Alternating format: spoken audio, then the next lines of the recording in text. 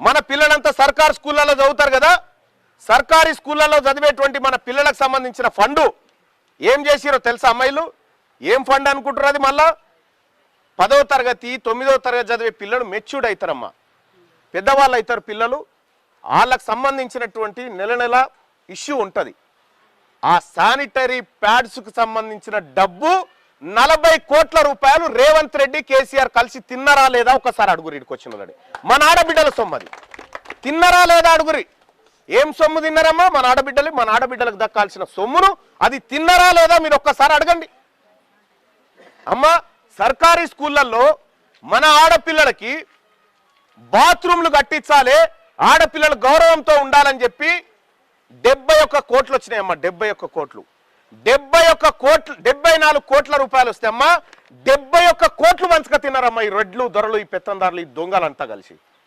మన ఆడబిడ్డలకు నేను అడిగిన, ఏమయ్యా మా ఆడబిడ్డలది, మా కూతుర్లకు సంబంధించినటువంటి మా బిడ్డలది, మా బీసీలది శానిటరీ ప్యాడ్ల పైసలు తింటారా అనా? 40 కోట్ల రూపాయలు తిన్నారు కదనా, ఎట్లా జీర్ణం అవుతుందా మీకు?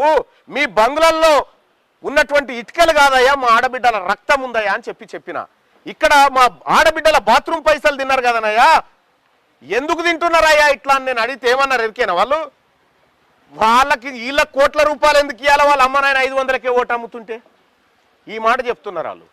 వాళ్ళ అమ్మ నాయన 500 కోట్ల సీసకు వాళ్ళ ఓటు అమ్ముతున్న తర్వాత వాళ్ళ పిల్లల ఆత్మగౌరవం ఉంటే మాకేంది, చచ్చిపోతే మాకేంది అని మాట్లాడుతూ ఉన్నారు ఆ రెడ్లంతా కలిసి.